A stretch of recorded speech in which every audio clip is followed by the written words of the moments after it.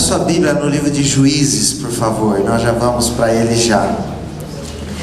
A nossa história de hoje está aí em Juízes. Eu já vou dar o endereço daqui a pouco. Então, gente como a gente, é o nome da nossa série. Nós temos repetido isso: Deus transforma pessoas comuns em heróis da fé. Então nós temos olhado para os grandes feitos, que essas pessoas fizeram em nome de Deus, mas temos olhado também para a fragilidade da vida deles, para o tipo de pessoas comuns que Deus chamou e como Ele usou essas pessoas apesar de quem elas eram. Então, sempre para nos encorajar a pensar o seguinte: Deus quer me usar também. Deus quer me transformar também em alguém de fé, uma pessoa que vai atravessar a vida e atravessar as coisas de uma maneira diferenciada, carregado, empoderado por Deus. A nossa história hoje está em Juízes capítulo 6, 7, 8 e 9. Mas eu vou ler só esses versículos, depois eu vou contar a história para vocês. Então a história de Gideão está nos capítulos 6, 7, 8 e 9, que é a história de um filho dele. Mas os versículos que eu queria ler, de 12 até 16. Juízes, capítulo 6, de 12 até 16. Então o anjo do Senhor apareceu a Gideão e lhe disse: o Senhor está com você, poderoso guerreiro. Ah, Senhor, Gideão respondeu: se o Senhor está conosco, por que aconteceu tudo isso? Onde estão todas as maravilhas que os nossos pais nos contam quando dizem: não foi o Senhor que nos tirou do Egito? Mas agora o Senhor nos abandonou e nos entregou nas mãos de Midian. O Senhor se voltou para ele e disse: com a força que você tem, vá libertar Israel das mãos de Midian. Não sou eu quem o está enviando? Ah, Senhor, respondeu Gideão, como posso libertar Israel? Meu clã é o menos importante de Manassés, e eu sou o menor da minha família. Eu estarei com você, respondeu o Senhor, e você derrotará todos os midianitas como se fossem um só homem. Palavra do Senhor. Amém. Palavra do Senhor. Graças a Deus. Nós vemos aqui o momento quando Gideão foi chamado por Deus. Eu tenho alguns detalhes importantes aqui, mas antes um pouquinho, para te dar um pouco de contexto. Essa história acontece no contexto dos juízes em Israel. O que é que está acontecendo? Moisés trouxe o povo até a portinha da terra prometida. Ali ele morreu e Josué assumiu.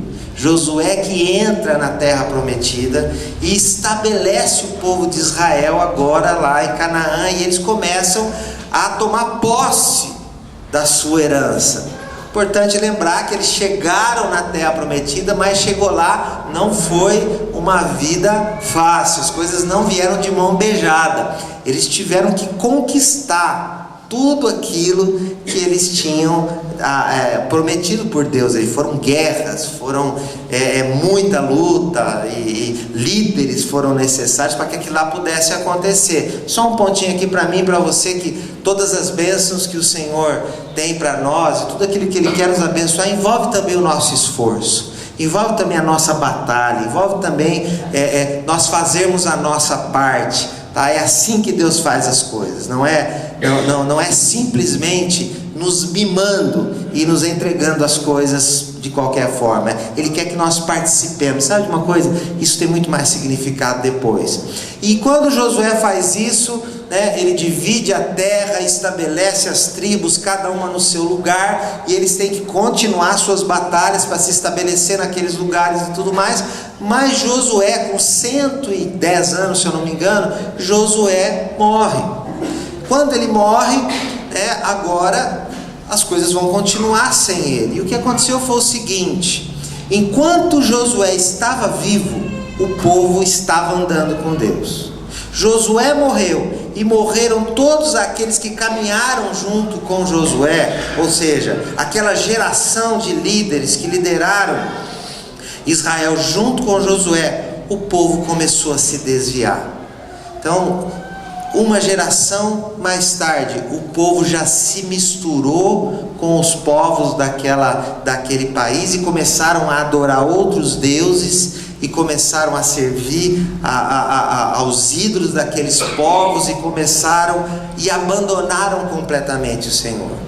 E aí Deus levanta pessoas que possam trazê-los de volta. Estes são os juízes. Então juízes são levantados, né, juízes ou libertadores, né, os juízes nasceram, a origem mesmo lá dos juízes é lá atrás, quando Moisés precisava de gente para ajudar a julgar o povo, a cuidar das causas do povo, que ele estava sozinho. Aqueles lá são a origem dos juízes, que mais tarde na própria lei do Deuteronômio estabelece pessoas que julgam que eles aplicam a justiça de Deus nas situações. Eles são a voz de Deus ali para aplicar a justiça, a voz de Deus para o povo. Nesse contexto específico, eles são chamados de libertadores, porque o povo está completamente longe de Deus e na maioria das vezes eles estão agora dominados por um outro povo, estão sofrendo, estão sendo, vamos dizer, escravizados por esses outros povos. E olha que interessante, você começa a se envolver, você vai abandonando o Senhor, você vai se envolvendo com aqueles ou com aquilo que desagrada o Senhor, e quando você vê, você é escravo daquelas coisas. Aconteceu com o povo de Israel, acontece comigo e com você hoje, né? E aí Deus levanta esses libertadores, esses juízes, que de uma certa forma eles são uma imagem de Jesus, que nos liberta da escravidão e que nos traz de volta para Deus. Então os juízes são esses. Então Gideão foi chamado como um juiz. O juiz é um líder religioso, mas ele também é um líder político e ele é um líder militar, porque olha a situação toda que está acontecendo quando esses homens são levantados.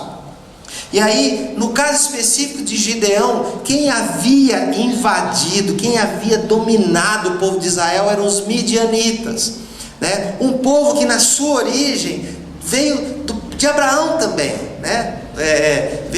Ismaelitas, o povo de Ismael que foi para outro canto e se misturou, enfim, esse povo volta agora e eles detonam com Israel.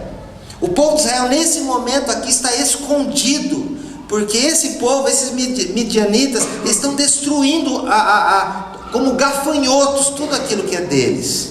Eles vêm, são um povo nômade, eles vão lá e eles tomam tudo, destrói tudo, acaba com tudo. Eles estão escondidos em cavernas, nas montanhas. O povo de Deus, o povo de Israel, o povo que viu o Egito se prostrar diante de Deus, agora está escondido em montanhas por causa daquilo que um povo está fazendo. E é nesse contexto que Gideão é chamado por Deus. Aonde ele está? Escondido também.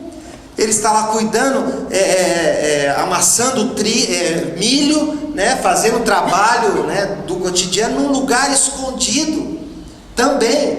Quando Deus o chama para fazer aquilo que ele vai fazer, nós vamos olhar um pouco de como Deus usou esse homem.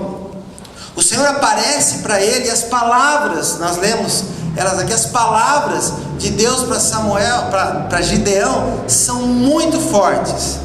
As palavras que Deus fala para ele são o seguinte: o Senhor está com você, poderoso guerreiro. Esse cara é um guerreiro? Ele está escondido como todos os outros. Ele está lá fazendo o seu trabalho escondido para que ninguém pegue aquilo que é dele, né? E vai correr de novo lá para a caverna dele. E Deus olha para ele e fala: você é um guerreiro poderoso. E ele olha para si mesmo, provavelmente não é isso que ele vê. A gente vai ver as palavras dele. Mas Deus olha para mim e para você e ele vê aquilo que nós não vemos. Deus olha para mim e para você e ele vê aquilo que as pessoas não veem. Deus, ao nos chamar, Ele nos chama para nós sermos aquilo que Ele planejou que nós sejamos. Então o Senhor está chamando Gideão, mas está chamando eu e você para nós sairmos lá do nosso esconderijo, para nós sairmos lá do nosso medo, para nós sairmos lá da nossa condição de escravidão, para nós sermos aquilo que Ele deseja que nós somos. Outra coisa que Deus fala é o seguinte: vá libertar Israel. Não sou eu que estou enviando você, porque o Gideão duvida. E Deus fala: não sou eu que estou enviando você. Essa convicção de que nós somos enviados para a vida por Deus é muito importante, porque se você não entender isso, você vai passar pela vida e não vai vivê-la, porque no final das contas, todos nós, absolutamente todos nós, os crentes, os não crentes, os da Vineyard, os não Vineyard, os corintianos,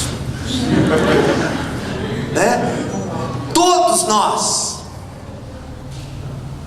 existe uma vocação divina em nós. Existe uma vocação. E Deus está nos chamando para ela.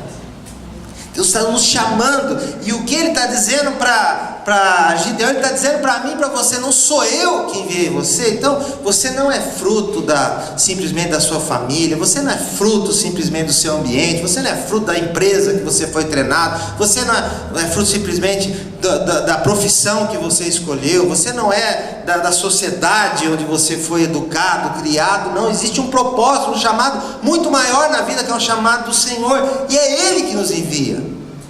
Ele está chamando a atenção de Gideão para isso.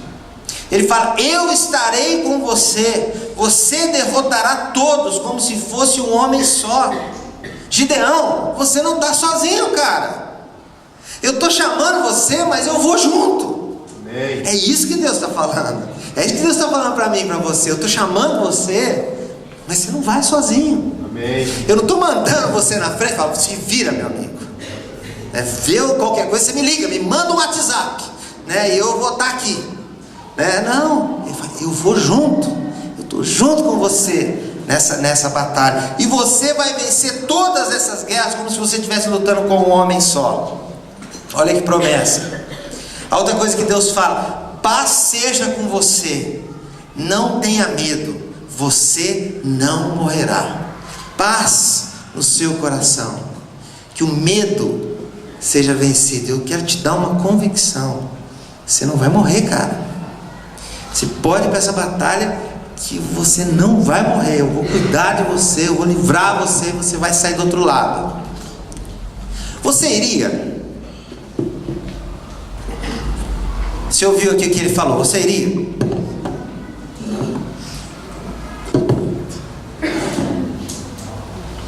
Preciso tomar uma água. Vai pensando.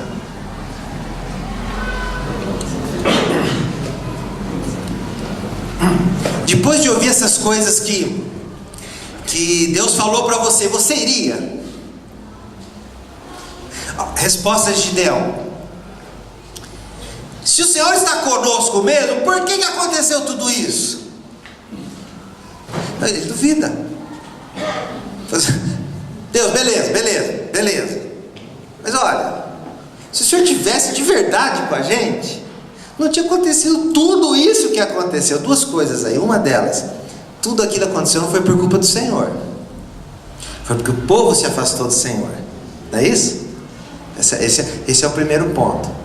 O outro ponto é o Senhor nunca se afasta de nós. Nós é que nos afastamos. Nós vimos, gostei do gesto que o Fernando fez ali com a mão, né?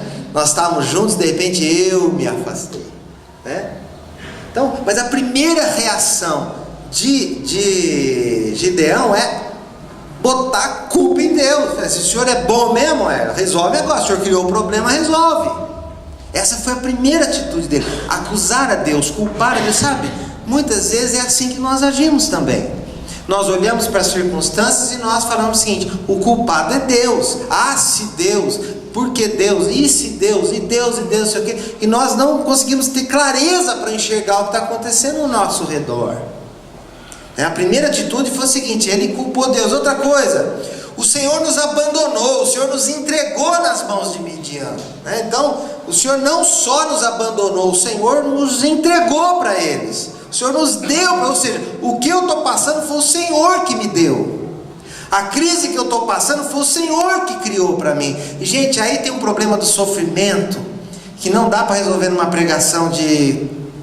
Agora só falta 20 minutos, né? Não dá para resolver em 20 minutos. O livro de Jó inteiro é pouco para nós entendermos a questão do sofrimento que eu enfrento, que você enfrenta, que as famílias enfrentam, que a humanidade enfrenta. Mas uma coisa é certa: quando Deus criou o homem, Ele criou o homem para desfrutar de vida eterna e vida abundante com Ele. O homem se afasta de Deus, mas o final da história, então assim, começo da história, do lado de cá, Deus cria o homem para desfrutar de vida e abundância com Ele. No meio do livro, o homem se atrapalha. No final do livro, nós estamos de volta nos braços de Deus. Deus não nos abandona. E toda a história bíblica é um Deus missionário nos buscando, nos trazendo de volta. Então, uma das mentalidades é essa: tudo que está acontecendo, a enfermidade, a guerra, a facada na barriga do cara, tudo isso, a culpa é de Deus. Não é isso?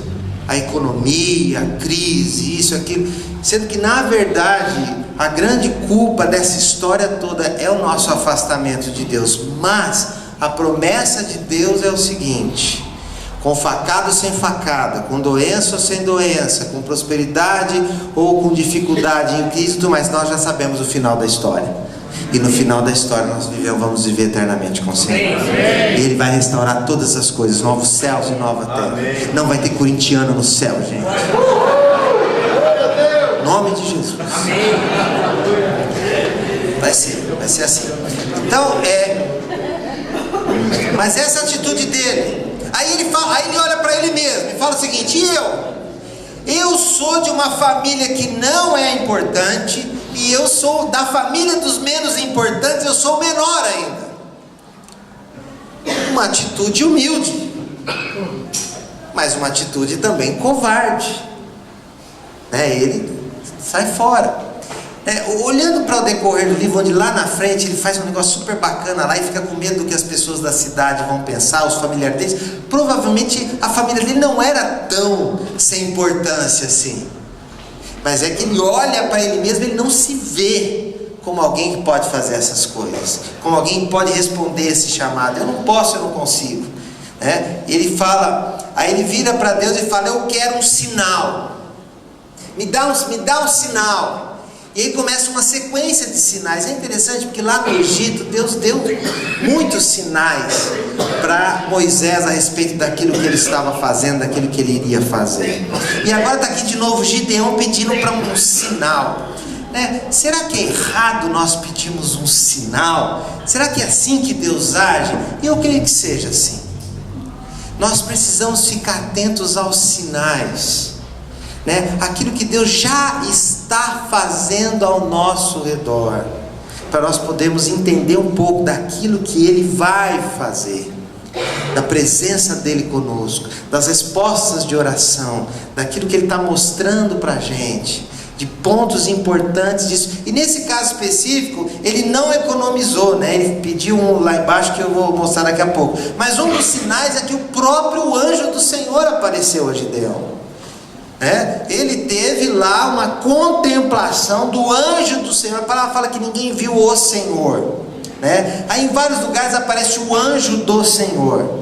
Alguns comentaristas dizem que o anjo do Senhor talvez seja o próprio Jesus que esteja ali. Mas se Jesus é Deus, então provavelmente não era Jesus ali, porque ninguém viu a Deus até então, antes que Jesus encarnasse como homem. Então o que nós vemos ali, o anjo do Senhor, um representante de Deus, um mensageiro de Deus, aparece para ele. Gente, no meio do nosso caos sempre aparece um mensageiro de Deus, sabe? No meio das nossas crises, no meio das dúvidas, das dificuldades, sempre aparece um mensageiro de Deus. Às vezes o mensageiro de Deus é uma criança. Às vezes o mensageiro de Deus é um vídeo que você assistiu. Às vezes é o seu amigo, o seu irmão. Às vezes é uma palavra que você ouviu. Às vezes é uma pregação. Eu espero que eu seja mensageiro de Deus na sua vida hoje, enquanto eu prego a palavra de Deus. Mas nós precisamos ficar atentos àquilo que Deus fala. O anjo do Senhor apareceu para ele. Segunda coisa, falou para ele fazer um sacrifício e ele consumiu aquele sacrifício na frente dele. Ele fez um sacrifício, ofereceu ali os animais, e fogo desceu ali. Ele viu isso acontecer, e ele continua duvidando. Aí ele, uma outra hora, ele vai lá agora e destrói aquele altar de Baal, que era o Deus lá que aquele povo estava adorando. Ele vai lá e quebra o negócio, faz um altar. Deus protege ele através do pai dele, porque queriam matar o cara por causa daquilo que ele tinha feito. Deus protege ele, apesar daquele ato de bravura que ele fez. O nome dele é mudado, né? Baal vai ter que se virar agora com esse cara, né? Por causa daquilo que ele fez. Mas Deus protege ele, mais um sinal. Aí ele vem com mais uma, essa é a mais conhecida. Ele fala assim: Deus, é o seguinte, hoje à noite eu quero um sinal. Se é o Senhor mesmo, se é o Senhor quer que faça, hoje à noite eu vou pegar esse novelo de lã. Não sei de onde ele tirou essa ideia, né? Mas ficou consagrada como tem gente fazendo isso até hoje, eu acho, por aí.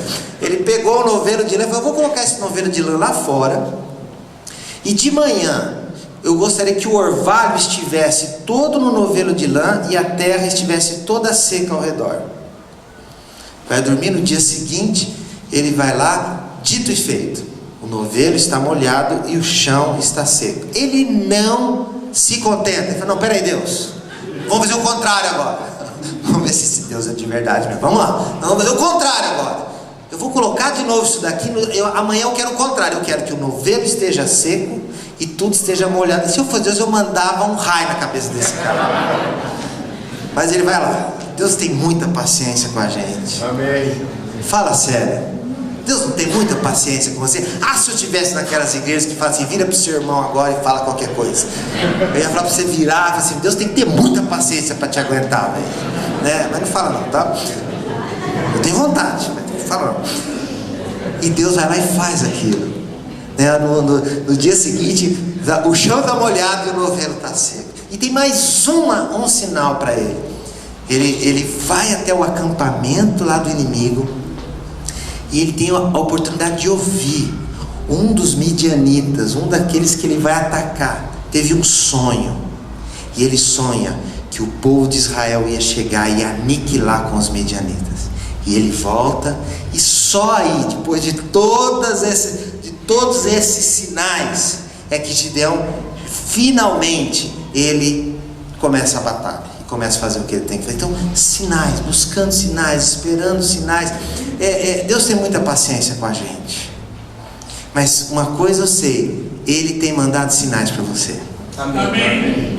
Ele tem mostrado para você, Ele tem mandado mensageiros para você, Ele tem mostrado em circunstâncias da sua vida que você não está sozinho. Ele tem mostrado em circunstâncias que Ele é poderoso, que Ele pode. E nós precisamos olhar para essas coisas. Olhar para essas coisas. Eu acho que os meus filhos são sempre um sinal de Deus para mim. Sabe, tem momentos assim que eu estou baleado, que não sei mais o que fazer e tal.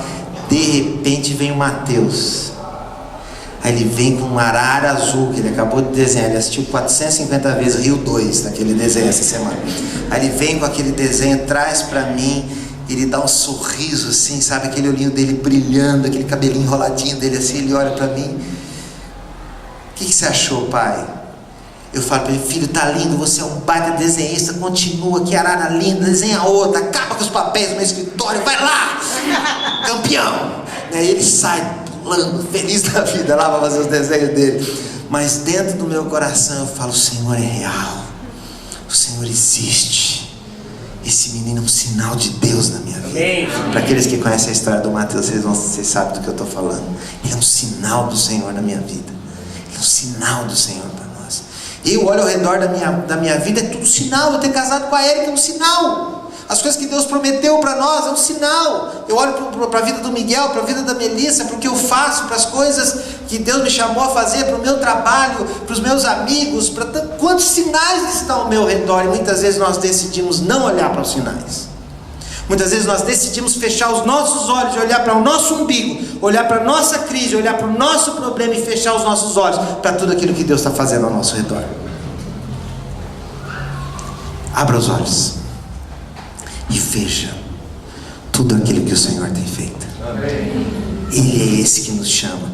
E aí o que acontece? Cara, aqui acontece um negócio que vira mesa. O Espírito do Senhor se apodera de Gideão. É assim que está escrito lá no texto. O Espírito de Deus se apodera de Gideão.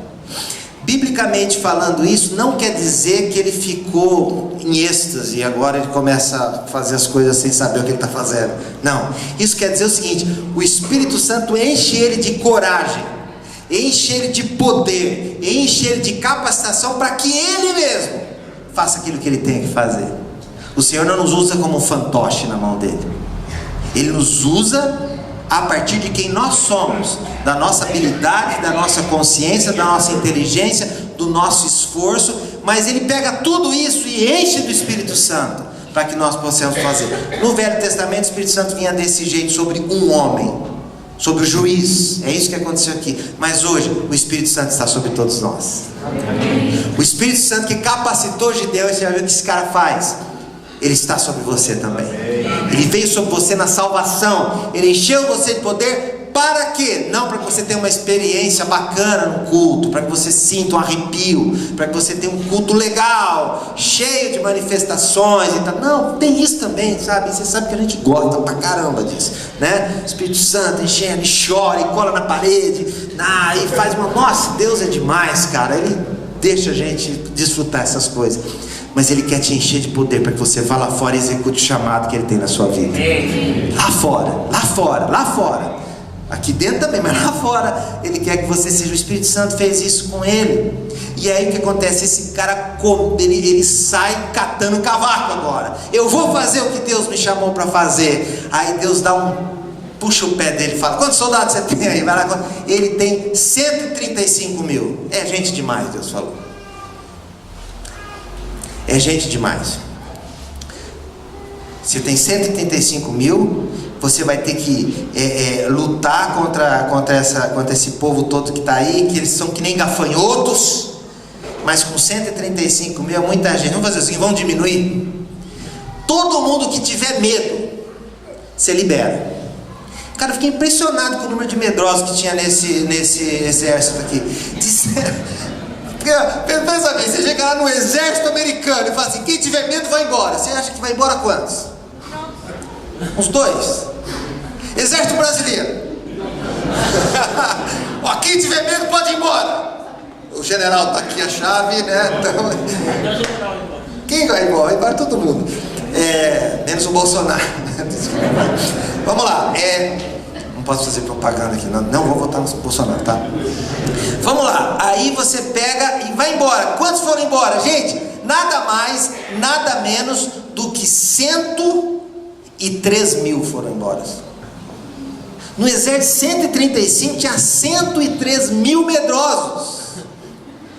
É uma porcentagem alta, você não acha? Sobraram só 32 mil.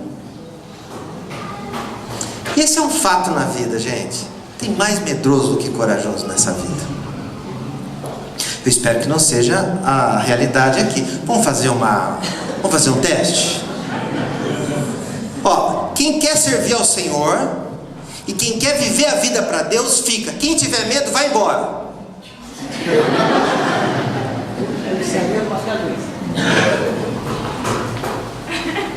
Aí, ó, só tem corajoso aqui. Então, foram embora, sumiram. E o fato é que na nossa caminhada nós vamos encontrar muitos assim. Começam o caminho e vão ficando pelo caminho. Mas eu sempre falo isso aqui, gente: a vida cristã é para corajosos. O ministério é para corajosos. E a vida cristã nesse mundo tenebroso é para corajosos, não é para covardes. E aqui sobraram. Aí Deus olha, 32 mil, é muito ainda. É muito ainda. Vamos fazer assim, vamos diminuir mais um pouco? Pega agora, leva eles para tomar água. Aqueles que se abaixarem para lamber cada soldado esquisito, parece animal, né? Aqueles que abaixarem lá para lamber a água lá no coisa e largarem as armas e tal, você manda embora. Os que continuarem em pé e trouxerem a água na boca, mas ficarem em prontidão, trouxerem a água, você fica com eles. Sobraram 300, gente. De 135 mil sobraram 300. E com 300, Gideão vai fazer a batalha dele. Os 300 de Gideão são aqueles que vão fazer essa batalha. Eles vão para a batalha.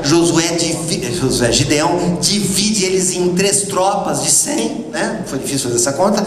Dividiu em 3 estratégias dele, né? Então assim, as coisas que Deus quer fazer envolvem estratégia, né? Você ajoelha, você ora, você busca a Deus, você confia em Deus, mas você trabalha, meu irmão. Seja no ministério, ou seja na sua vida, você precisa trabalhar. Outro dia tem um cara aí que presta um serviço para mim, eu não posso falar qual o serviço que ele faz, senão vocês vão saber quem ele é.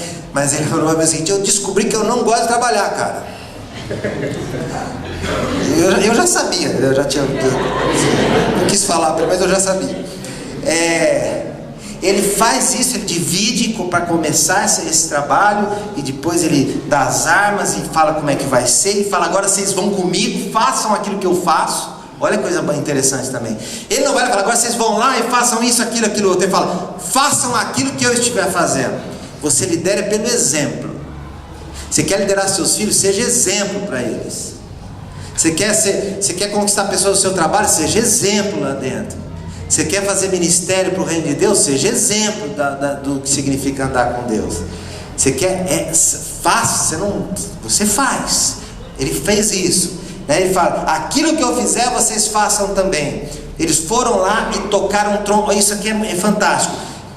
Qual foi a jogada? Eles foram à noite para o acampamento dos caras. Os caras têm lá milhares de pessoas, eles chegam com 300. Chegando no acampamento, eles chegam à noite, eles chegam com trombetas e com tochas.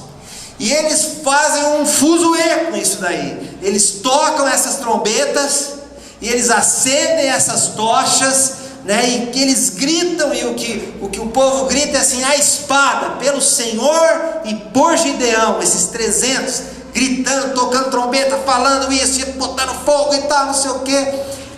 Só uma observação interessante que ele fala: pelo Senhor e por Gideão. Estava pensando nisso?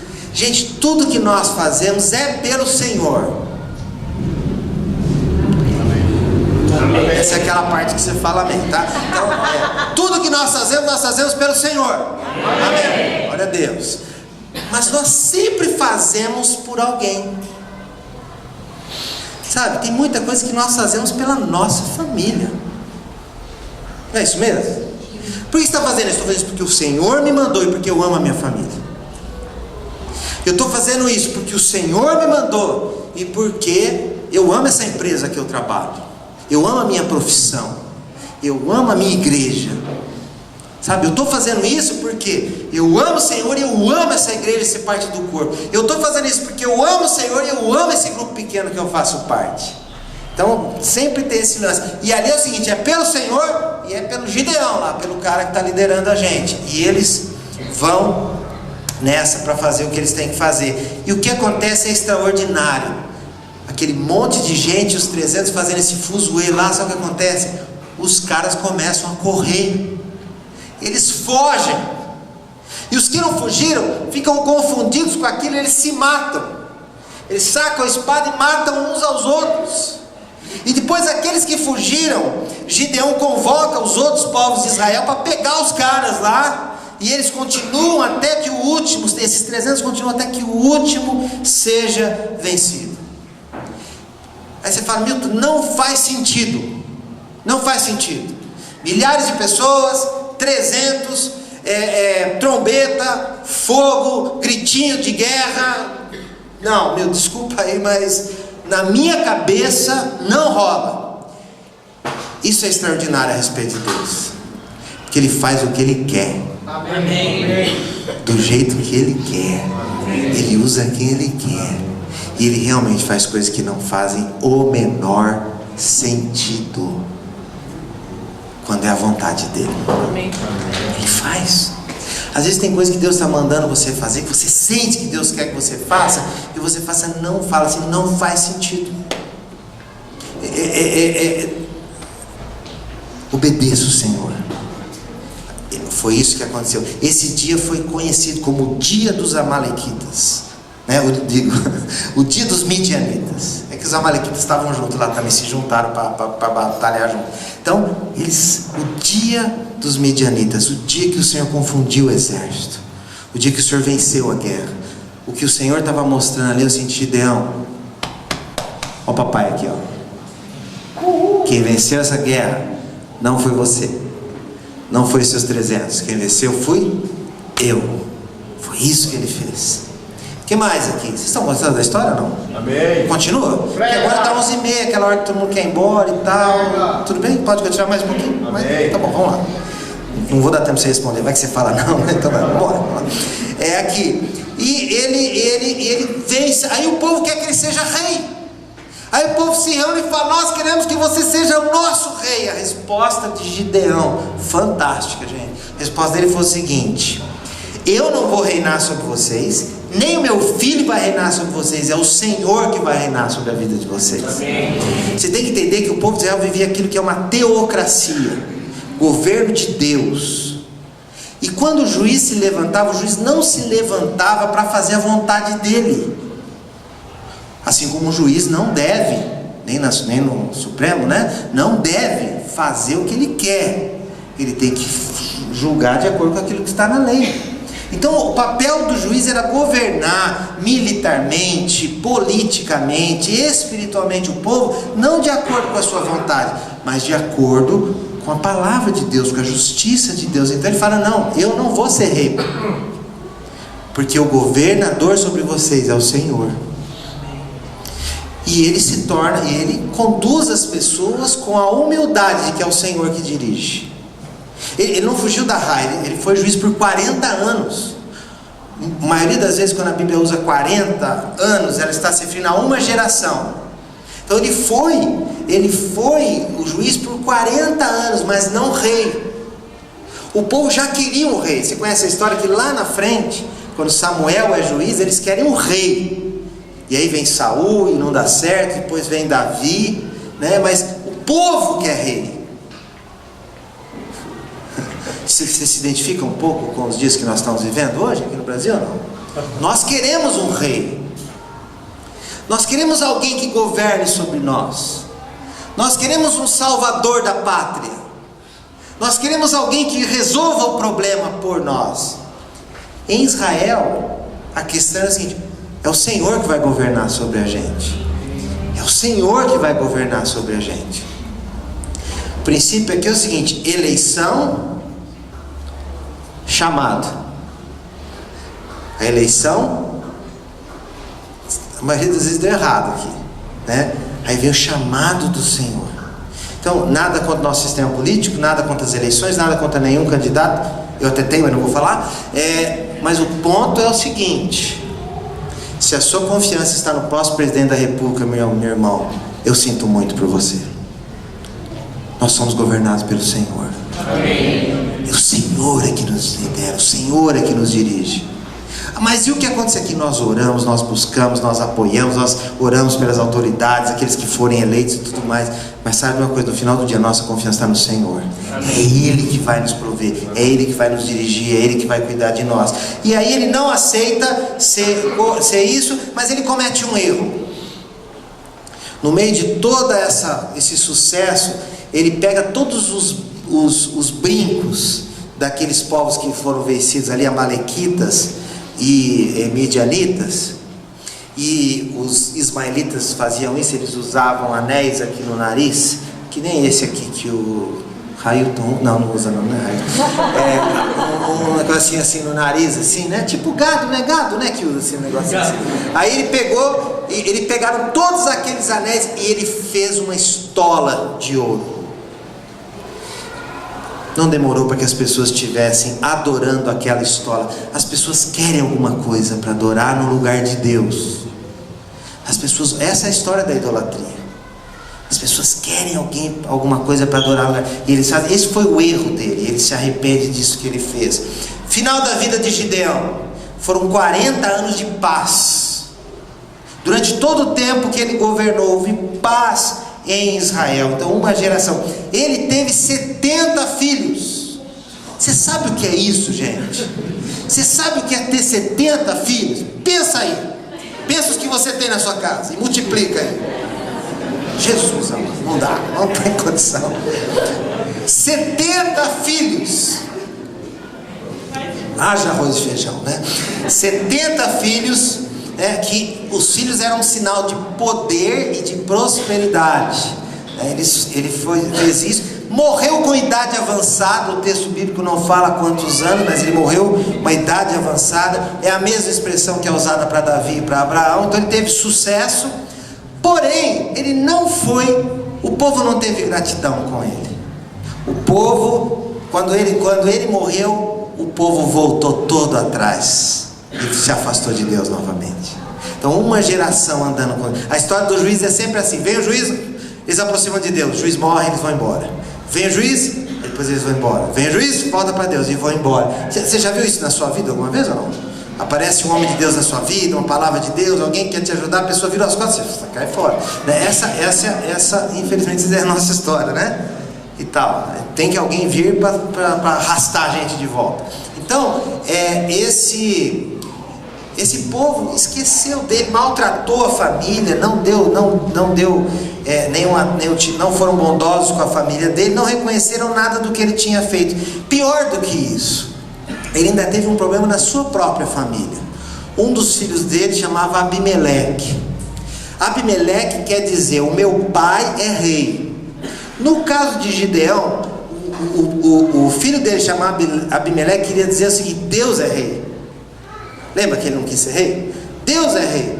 Mas esse Abimeleque, ele almeja ser, a história está lá em Juízes 9, depois você lê, ele almeja ser rei, e ele se autoproclama rei, e ele assassina os 70 irmãos dele. O filho do grande Gideão assassinou os próprios irmãos, se tornou rei, não foi recebido, não foi acolhido, morreu com uma pedrada na cabeça dada por uma mulher, e para não passar vergonha pediu para um soldado enfiar a faca na barriga dele para ninguém descobrir que tinha sido uma mulher que tinha dado uma pedrada na cabeça dele. Então assim, a história é essa: uma pessoa comum, chamada para algo sobrenatural, que tem uma história extraordinária, mas que tem uma história cravada também por erros, por ingratidão, por um filho. Eu queria reforçar de novo a palavra geração aqui, porque aparece 40 anos várias vezes, aparece filho, aparece pai, aparece o povo de Israel. Gente, o que nós fazemos com a próxima geração é muito sério, é muito importante. Maior responsabilidade da sua vida é levar os seus filhos para o caminho do Senhor. Amém. E tudo que você puder fazer através do seu exemplo, através do seu ensino, através da sua coragem, isso é importante demais. Veja bem, o grande Gideão teve a tristeza de ver isso acontecendo com o filho. Não é porque você anda com o Senhor que automaticamente o seu filho vai andar com o Senhor também. Você precisa se esforçar para que ele ande. Você precisa se dedicar para que ele ande. Você precisa fazer tudo o que for possível. Eu sei que nós nos esforçamos para dar inglês, para dar natação, para dar futebol, para dar karatê, para dar tudo, né, que os nossos filhos precisarem. Viagens e camisas de time de futebol, enfim, legal, que bom que nós podemos fazer isso, maravilhoso, que privilégio poder fazer isso, né? Mas eu vi falando para o Mateus isso: Mateus, você acha que quando eu tinha criança eu tinha um tênis igual a esse, rapaz? Você acha que quando eu era criança eu ia numa escola igual a essa, rapaz? Tem um dia que ele falou assim: pai, eu tenho dó de você, pai. Por que, filho? Você era muito pobre, pai. Você sofreu demais, pai, eu tenho dó de você. Mas também não é assim, filho, eu exagerei. Fui muito feliz da minha infância. Mas a nossa responsabilidade vai além de dar essas coisas. Nós somos chamados pelo Senhor para levar os nossos filhos para Deus, para que eles sejam aquilo que Deus quer que eles sejam, inversamente deles serem aquilo que eles querem, ou aquilo que as outras pessoas querem, ou aquilo que nós queremos. Essa é o grande desafio da paternidade cristã, certo? Criar filhos para o Senhor. E agora que eu ia começar a pregação, acabou meu tempo. Então eu vou ter que resumir a minha pregação em 3 frases aqui.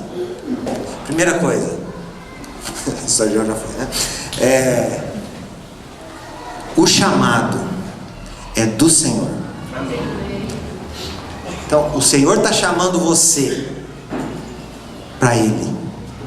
Em primeiro lugar, Deus está chamando você para Ele, tá? Você para Ele. Deus está chamando você para o ministério. Sim, nós somos o corpo de Cristo e todos nós temos que fazer alguma coisa, temos que botar a mão na massa.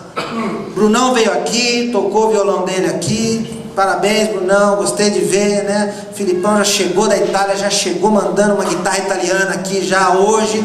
É isso, nós somos chamados, faz parte, nós somos uma família. O que eu tenho que fazer nesse corpo aí? Como é que é? Um arruma a mesa, o outro mata a galinha. Faz tempo que a gente mata a galinha, né? O outro vai lá e busca refrigerante, o outro limpa a casa, puxa a cadeira e a família. Vamos fazer isso junto. Então, nós somos chamados para o ministério. Alguns cuidam das crianças, os outros recebem pessoas lá na frente, um prega, outro canta. O que você faz aí? Se eu só ver você sentado aqui, o que você faz?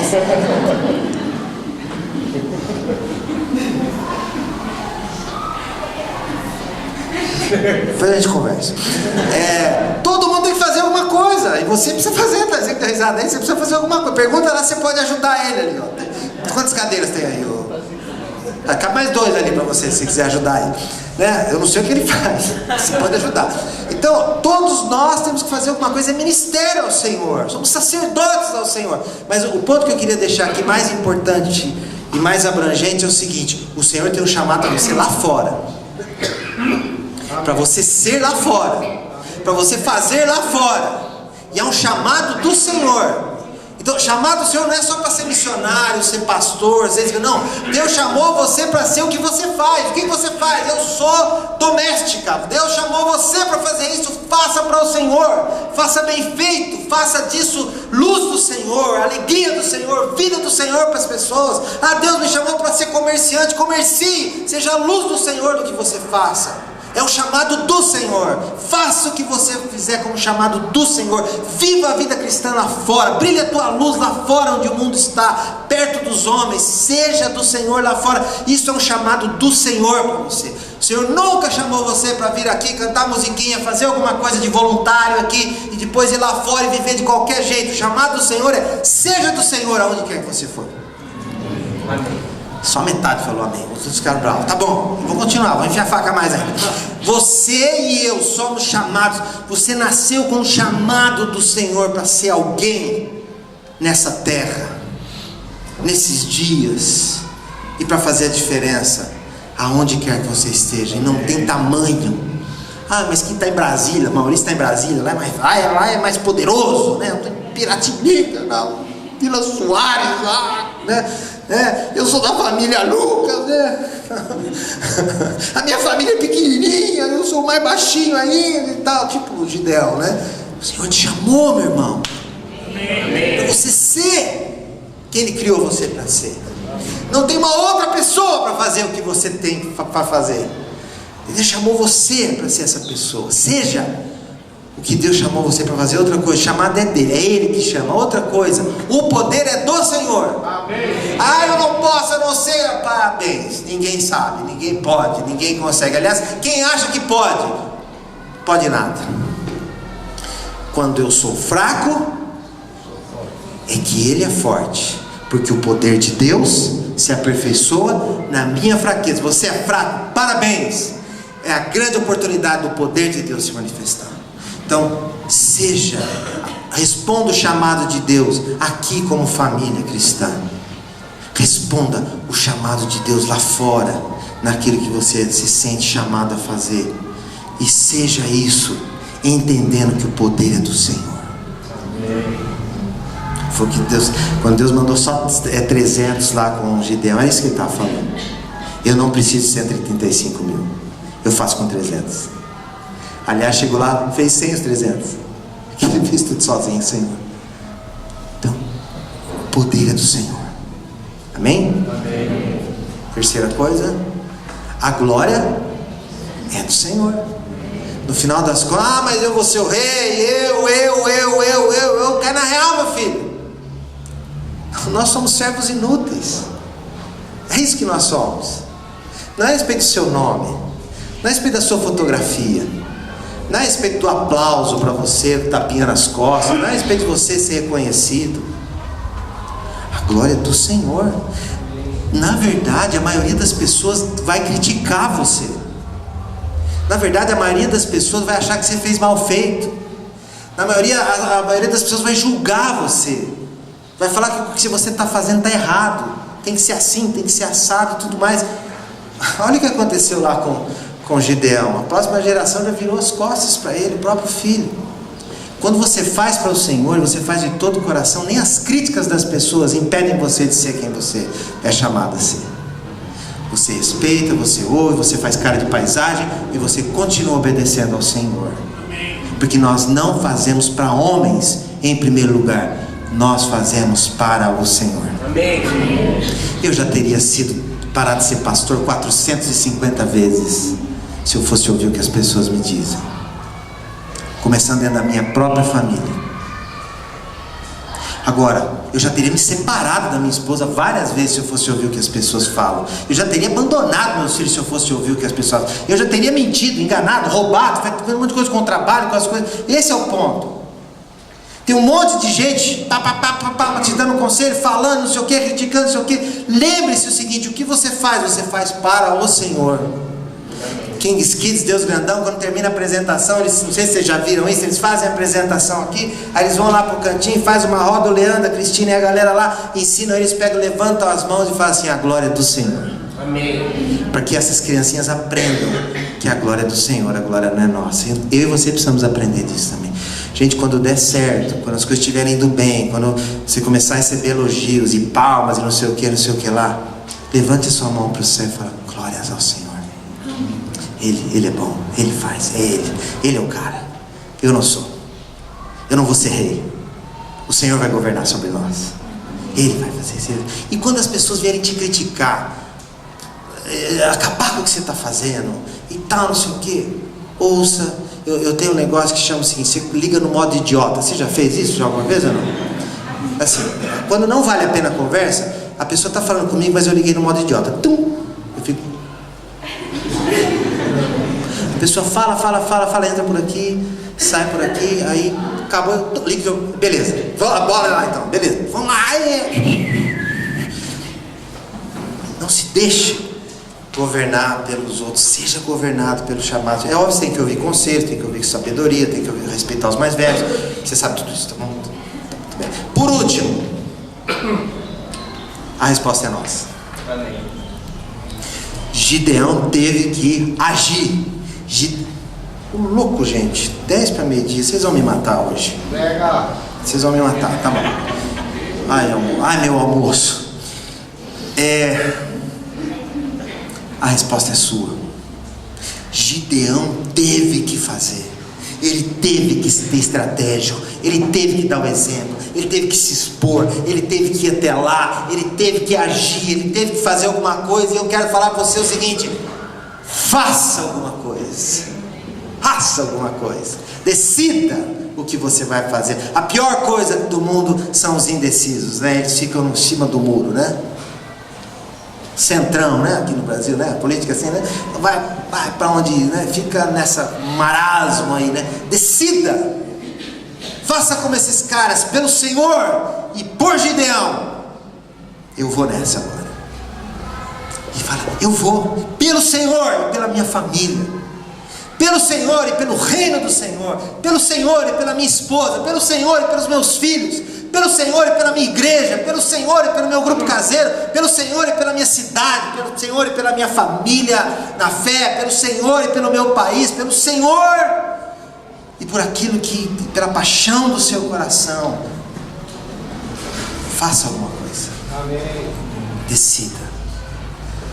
O Senhor te chamou, o Senhor te dá poder, a glória vai ser dele, mas a resposta é sua. A resposta. Vamos orar?